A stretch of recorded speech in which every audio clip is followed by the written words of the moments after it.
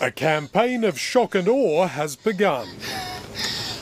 This startling message tonight being beamed into households at the front line of a growing COVID emergency. It is a graphic and confronting ad that is very much about the specific circumstances in Sydney right now. A COVID-19 Elsewhere, the rest of the country's being called to bear arms in Australia's pandemic fight. Now's the time to arm yourself, your family, your friends. Every day, a precedent is set for the elimination of individuals and their freedoms, which is becoming more open, formal and inclusive, involving all denominational hierarchies. We're talking about the exclusion of those who refuse to receive the COVID-19 vaccine. One of the most serious cases we see in a Western country right now is in Austria. As of February 2022, Austria is forcing its entire adult population to be vaccinated, and all refusers face fines of 3,600 euros, followed by a fine of 7,200 euros and/or 2 months in prison. Germany has just passed an occupational vaccination requirement for nurses' homes and clinics.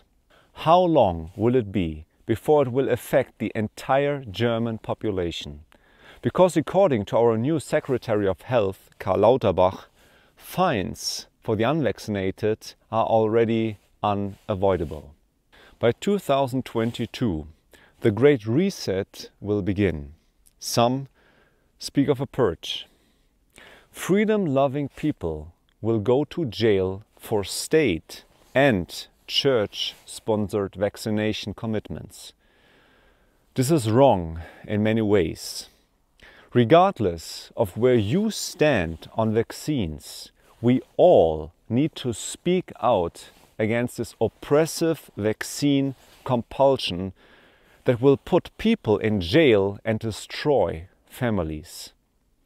But instead, religious organizations have allied with the state to promote the ideology of the beast from the biblical book of Revelation, quoting Pope Francis, who said that vaccination is an act of love to promote the common good. Thanks are to be given to God in all of this.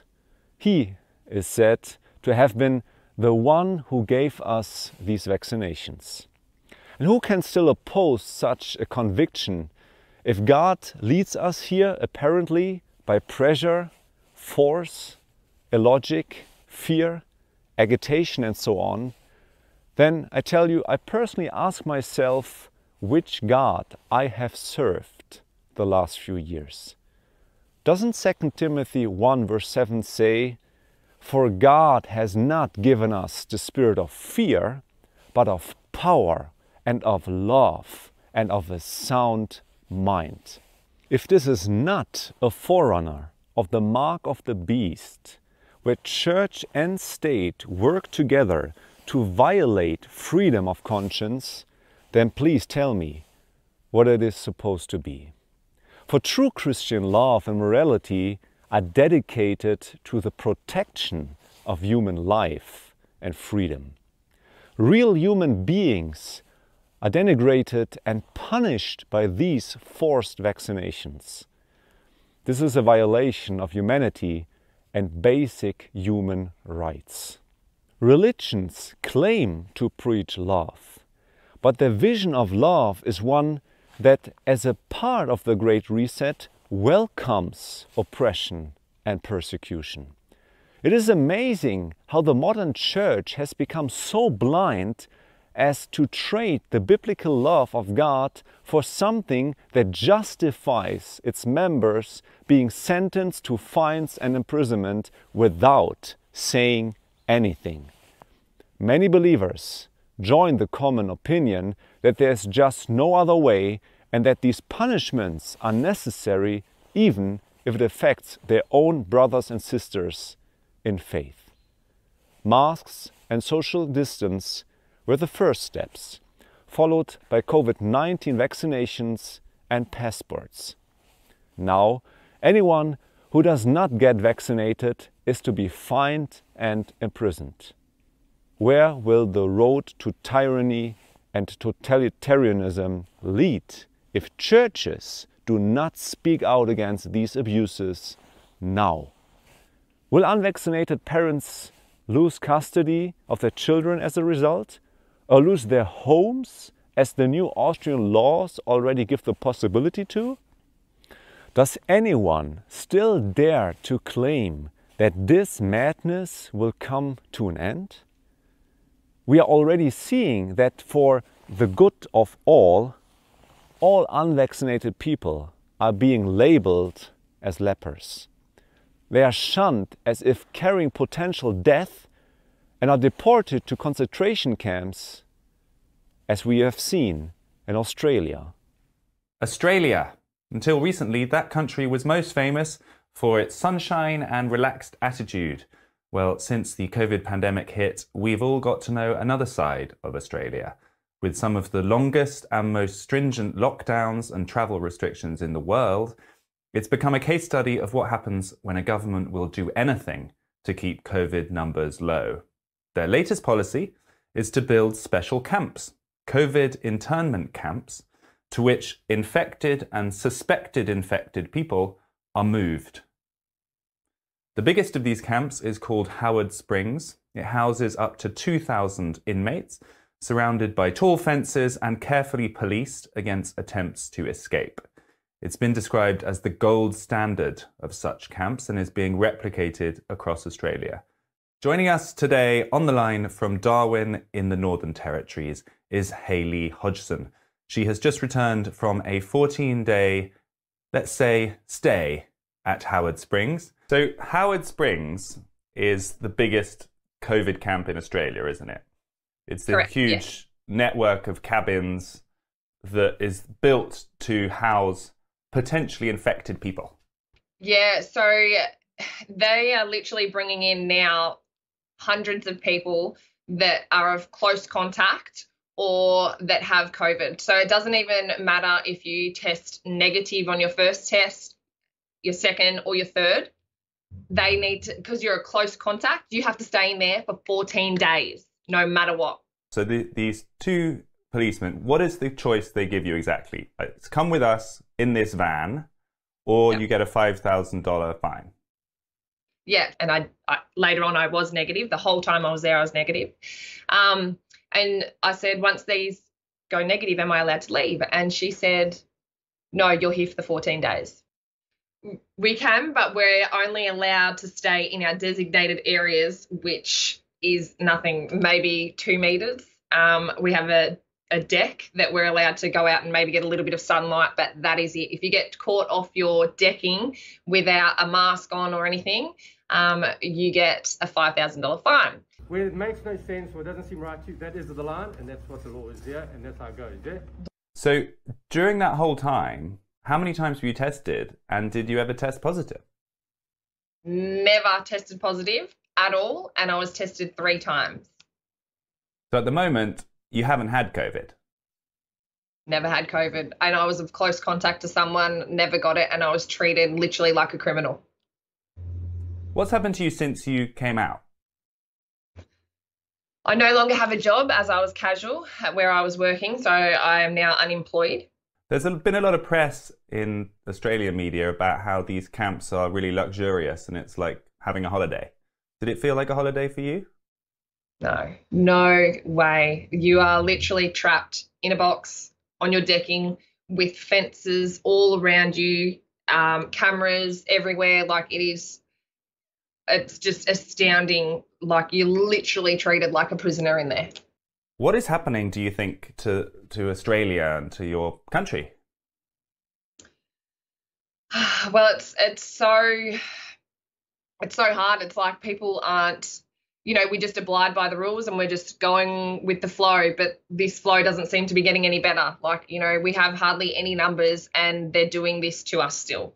It's just crazy. But the unvaccinated people who choose not to be are just looked at like prisoners and that they're doing the wrong thing. At any stage of this process, did anyone tell you your rights? Have you had any contact with a lawyer? Has there been any kind of legal process? Nothing. I've had nothing. Yeah, literally, it's so hard. No one really wants, nobody knows. That's the thing. So it's like you're on your own in these situations, and you just left. That's all. Like, there's no help when you're in this camp, and there's no help when you're out of this camp. Your mental health, it's just, as I said, like, you're in a box, your mind's just going a million miles an hour, you feel horrible, you feel, it's just horrible what they're putting people through, because you feel like you've done something wrong when you haven't. All you were doing is going about your normal life, and you were close contact with someone who was ill. That's all it is. Where are the churches now, showing compassion for their members and defending the rights of the unvaccinated? Tragically, most church leaders do not care about these souls. Sure, they accept their love offerings and monetary donations, but don't seem to care what happens to them. Religious freedom leaders of many churches defend these vaccination enforcement mechanisms and clearly state that they are not a violation of religious freedom, and no one can invoke religious liberty as an excuse to deny the vaccination. Well, what about the famous speeches about the human dignity of every human being of our religious leaders? Are the unvaccinated not human beings? Do they not also have basic human rights? Are we okay personally with the lives of our members and their families being ruined by heavy fines and imprisonment? Or are we only concerned with their wallets, their tithe, and not their souls? Or are we so entrenched in the ecumenical movement that we howl with the wolves at the same time? I mean, Paul clearly warned about wolves in sheep's clothing in the church of God. And this is not the first time that the so-called believers have been on the wrong side of history. And I say this to their eternal shame.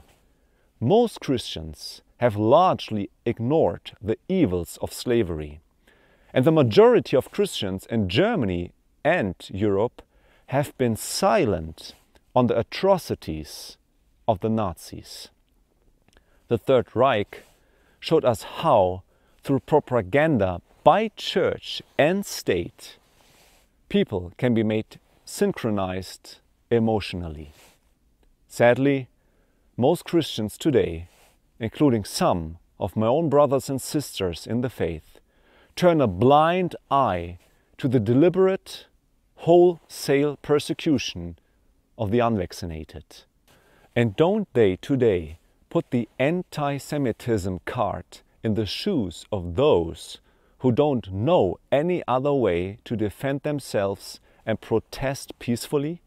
And many Christians believe the modern propaganda machinery and once again join in.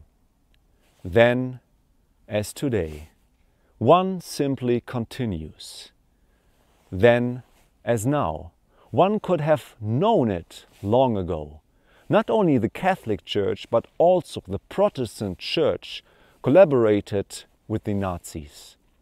And they even actively participated in National Socialism. When they took the oath to the Führer, very few theology professors refused to raise their hands. They even opened the church books to the Nazis and thus helped to extradite baptized Jews. Finally, the church excluded non-Aryan people from its fellowship. Traditional anti-Judaism easily joined Nazi racial anti-Semitism.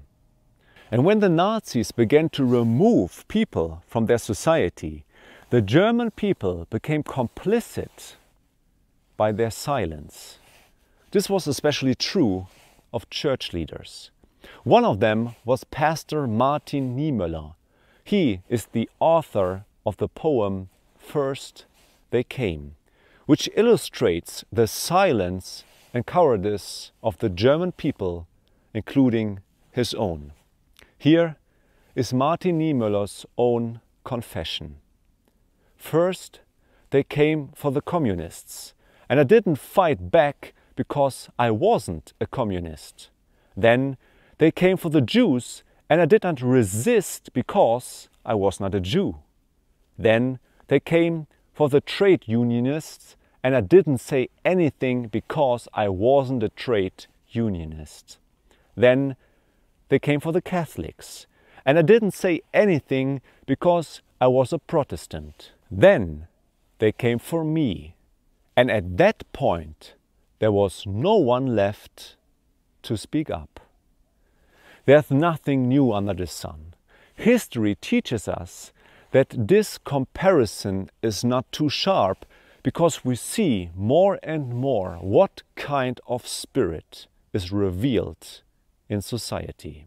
Habt ihr Angst, dass die nächste und übernächste Woche noch mehr Leute hier sind? Und dann macht es wie in Holland, schießt dann auf die Leute oder was? Könnt ihr abends noch im Spiegel gucken? Ich habe selber versucht, ich kann das. Dass die andere Leute töten. Ich töte andere Leute. Genau. Indirekt schon, genauso sieht es aus. Dass die andere Leute töten. Ich töte andere Leute.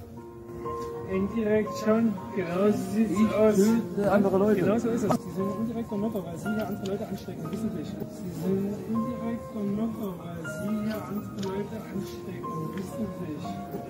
Sie stecken indirekt nicht so weit rein, ne? Wie sie jetzt hier bald zu mir rankommen. Ungeimpft, wie sie sind. Naja, unterstelle ich ihn. Naja, unterstelle ich ihn. Das macht das schon seit 1,5 Jahren. Und die ganzen Bundesbürger unterstellt ihr, dass das alles Mörder sind. Habe ich recht oder habe ich nicht recht? Womit? Ist es so oder ist es nicht so? Was, weil ich ein Mörder bin und du ein Spinner? Sind Sie geimpft oder sind Sie nicht geimpft? Na was denn? Sind Sie geimpft oder nicht? Also habe ich recht oder habe ich nicht recht? Bin ich ein Mörder oder bin ich keiner? Bin ich ein Mörder oder bin ich keiner? Sie haben jegliche Menschlichkeit verloren. Sie haben jegliche Menschlichkeit verloren. Jegliche Ich habe alle Menschlichkeit verloren. Was bin ich denn? Das weiß ich auch gar nicht. Das weiß ich auch gar nicht. Dann zieht deine Knarre und dann schießt mir doch kein Mensch. Bin ich Tier oder was? Nein, ich möchte jetzt in die Maßnahme und dann können wir über eine Anzeige reden. Du sprichst mir die Menschlichkeit ab. Du sprichst mir die Menschlichkeit ab. Da bist du nicht ganz dicht in deinem Schädel. Die Menschlichkeit ab, weil genau das, wissen Sie, was Menschlichkeit ausmacht? Was denn? Dass du mich Mörder nennst, dass du hingehst, dass du hingehst. Nein, kann ich nicht mehr. Und die Menschlichkeit absprichst. Was bin ich denn? Im Prinzip.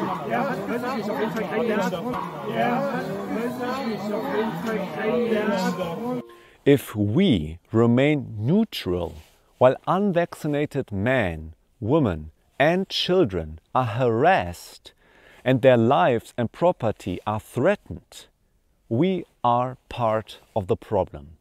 Then we can talk about a pandemic of silence or the silence of the lambs.